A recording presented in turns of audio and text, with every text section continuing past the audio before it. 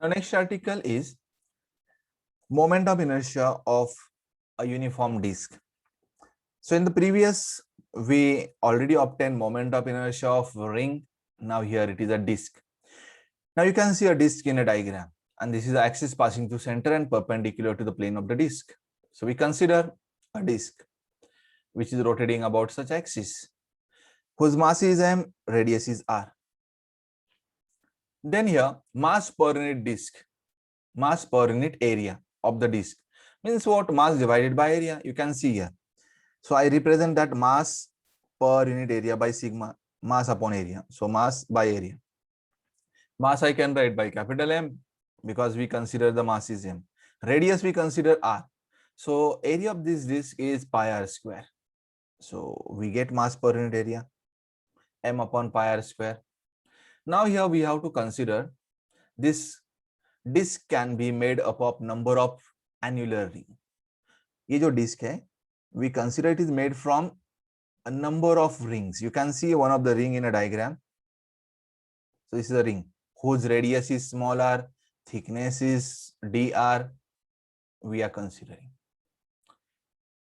Now after that, moment of inertia, or before that, area of the ring. Area of such ring is, so area of the ring is circumference into the thickness, and circumference is 2 pi r and thickness is dr. Because radius is small r, so circumference is 2 pi r, small r, and the thickness is dr. So we get this area of the ring. Then mass per unit area of the disk, area of the ring. We are written mass per unit area of the disk also. Now here we are writing for a ring. So mass I consider dm is the mass because it's a smaller portion dm, and area we can write this 2 pi r dr. This is a sigma, mass per unit area of the ring.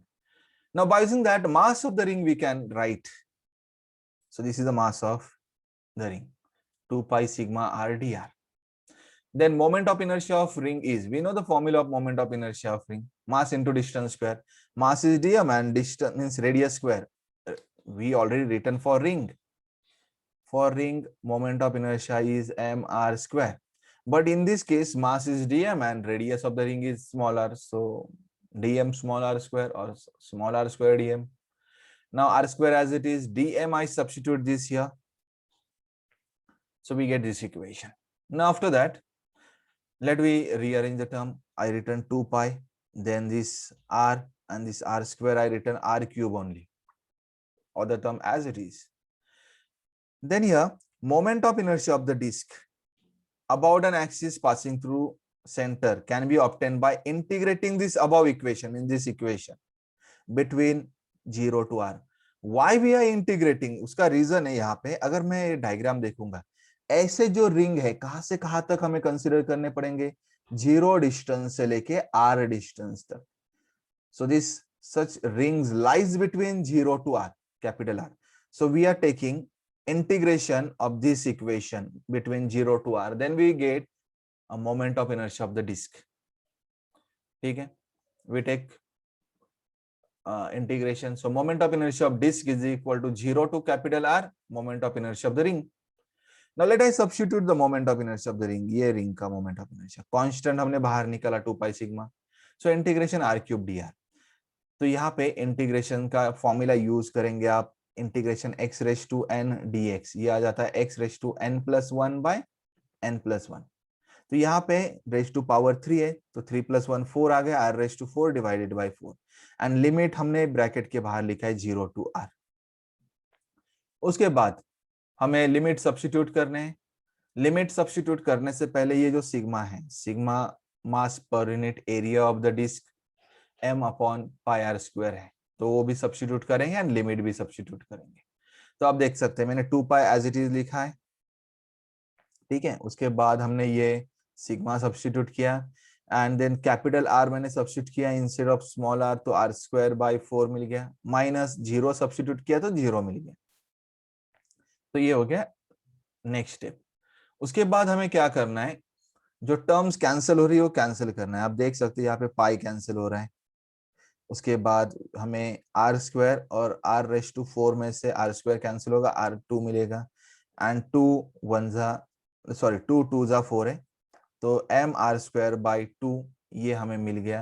And this is the expression for moment of inertia of disc about axis passing through centre and perpendicular to its plane.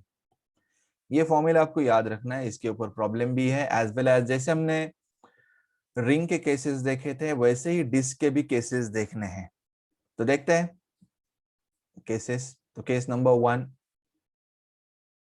Moment of inertia of disc about diameter. जैसे ring का था about central axis, about diameter half आया था, वैसे ही यहाँ पे आएगा। अभी देखिए मैंने डायमीटर वाला एक्सिस y एंड x है, एंड ये अबाउट परपेंडिकुलर एक्सिस हमें मालूम है आई जेड कितना है, अभी मिला था इससे पहले वाले पेज पे mr²/2। तो देखते हैं, तो ये पैरेलल परपेंडिकुलर एक्सिस से हमें ये फॉर्मूला मिल गया, तो उससे हम डाल सकते हैं जेड एक्सिस में, तो मैंने यहाँ पे भी लिख दिया है। उसके बाद अबाउट डायमीटर दोनों सेम होते हैं, एक तो उसको हमने ऐसे लिखा है, तो ये आ जाएगा mr²। ठीक है, आई एक्स की जगह आई डी लिखा है, आई वाई की जगह आई डी लिखा है, और दोनों का 2 ID आ जाएगा, 2 moment of inertia about diameter. तो moment of inertia about diameter आ गया mr²/4, यानी सेंट्रल वाले जो एक्सिस था perpendicular to the plane and passing through centre mr²/2, उसके आधा ये आ गया। जैसे रिंग में क्या था, mr² था, तो अबाउट डायमीटर उसके आधा mr²/2 हो गया। तो इधर ऑलरेडी mr²/2 है, तो उससे आधा mr²/4 हो गया। So this is moment of inertia of disk about diameter. Case number 2 वैसे ही देखना है, about tangent पहले इन प्लेन। तो ये अब डायग्राम देख सकते हैं, ये है डायमीटर। तो अबाउट डायमीटर हमने देखा है, moment of inertia about diameter mr²/4, and about ये निकालना है, तो यहाँ पे h है r। तो हम क्या यूज करेंगे, पैरेलल एक्सिस थ्योरम यहाँ पे लिखा है।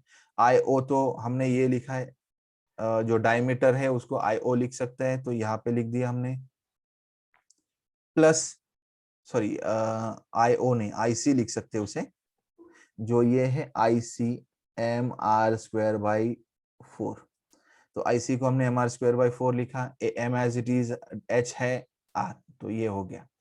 तो moment of inertia about tangent mr²/4 plus mr², तो ये आ जाएगा 5/4 mr²। So this is the moment of inertia of disk about tangent in plane। वैसे ही लास्ट वाला जो केस है, tangent perpendicular to the plane, you can see this is a perpendicular to plane। तो ये axis भी perpendicular, तो about this axis mr²/2 है। तो इस सेंटर से गए, तो इसे हम IC लिख सकते हैं, एंड इसे हम IO लिख सकते हैं या IT लिख सकते हैं, and this distance between two axis is h। तो बाय पैरेलल एक्सिस थ्योरम हमें ये फॉर्मूला मिल गया, यहाँ पे IO ये डाल दो, sorry IO as it is, IC ये डाल दो, यहाँ पे ये h यहाँ पे डाल दो, तो हमें क्या मिल जाता है देख सकते हैं आप, mr²/2 प्लस mr², तो ये आ जाएगा 3/2 mr²। तो ये हो गया moment of inertia of disc about tangent perpendicular to its plane.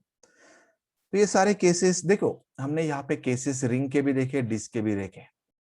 वैसे ही हमें कुछ ऑब्जेक्ट है उसके भी केसेस हम देख सकते हैं, बट उनका जो प्रूफ है वो नहीं दिया है आपके इस टेक्स्ट बुक में। डायरेक्टली मोमेंट ऑफ इनर्शिया दिया है, बट आपको एक मोमेंट ऑफ इनर्शिया अबाउट एक पर्टिकुलर एक्सिस पे मालूम है, तो दूसरे एक्सिस पे आप निकाल सकते हैं बाय यूजिंग पैरेलल एक्सिस या परपेंडिकुलर एक्सिस, जो भी अप्रोप्रिएट होगा उस केस के लिए वो यूज कर सकते हैं। अभी आप यहाँ पे भी देख सकते हैं, जो हमने अभी रिंग एंड डिस्क का तो कवर किया है, अभी देख सकते हैं ring, moment of inertia of ring और हॉलो सिलेंडर लिखा है। आप अगर रिंग देखेंगे एंड हॉलो सिलेंडर देखेंगे, दोनों में क्या फर्क है, रिंग तो ऐसी है, बट हॉलो सिलेंडर क्या होता है, ये वाला पोर्शन ज्यादा होता है सिर्फ सिलेंडर में। बाकी दोनों ring and hollow cylinder same है, अगर फ्रंट से देखेंगे तो सिर्फ उसका थिकनेस या ये जो पार्ट है वो ज्यादा है।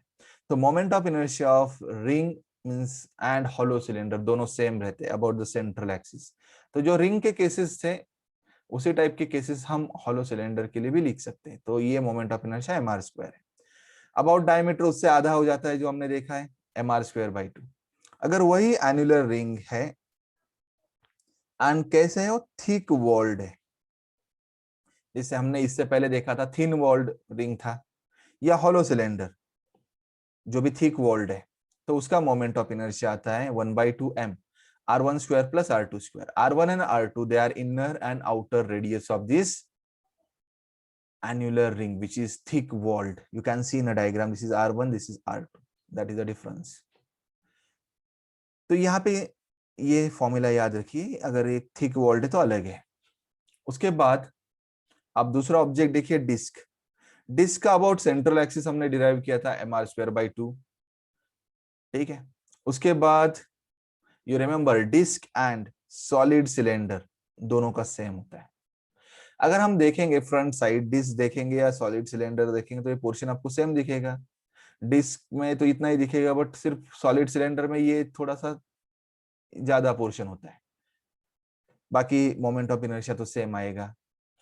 यूनिफॉर्म डिस्क है, अबाउट डायमीटर मैंने बताया था, इससे क्या हो जाता है, आधा हो जाता है, तो आप देख सकते हैं। Then after that next object is hollow sphere. Hollow sphere है थिन वॉल्ड, तो 2/3 mr² है, आप यहाँ पे देख सकते हैं। About this axis passing through centre, या अबाउट डायमीटर भी लिख सकते हैं, और अबाउट डायमीटर, क्योंकि जो एक्सिस सेंटर से जाता है वो डायमीटर में से तो जाता है। सॉलिड स्पीयर है तो उसका मोमेंट ऑफ इनर्शिया 2/5 mr² है। यह हम बोल सकते हैं यहाँ पे सेंट्रल एक्सिस और अबाउट डायमीटर लिख सकते हैं। उसके बाद क्या है, यूनिफॉर्म सिमेट्रिक स्पेरिकल शेल। आप देख सकते हैं स्पेरिकल शेल है अबाउट सेंट्रल एक्सिस, तो ये 2/5m, वहां पे r2⁵ minus r1⁵ divided by r2⁵ minus r1⁵, ये मोमेंट ऑफ इनर्शिया है शेल के लिए। तो फॉर्मेट तो इसी टाइप का है 2/5, सिर्फ यहाँ पे जो है ये पार्ट आपको याद रखना पड़ेगा।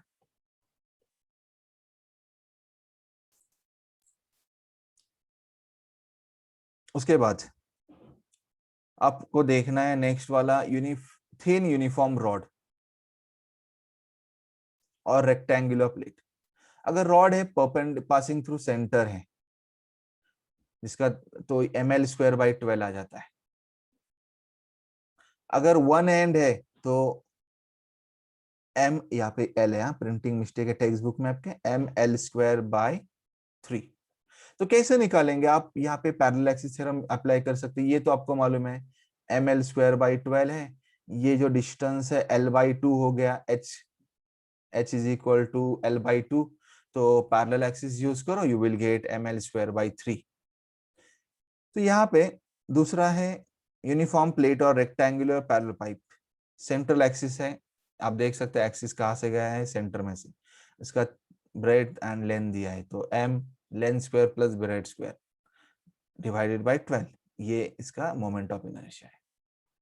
उसके बाद uniform solid right circular cone, यहाँ पे आप देख सकते हैं सेंट्रल एक्सिस है, तो 3/10 mr² आ जाएगा, ये रेडियस है इसका। यूनिफॉर्म हॉलो सर्कुलर कोन है, सेम कोन बट हॉलो है, तो ये आ जाता है mr²/2। तो ये हो गया moment of inertia of the different object which you have to remember while solving the problem.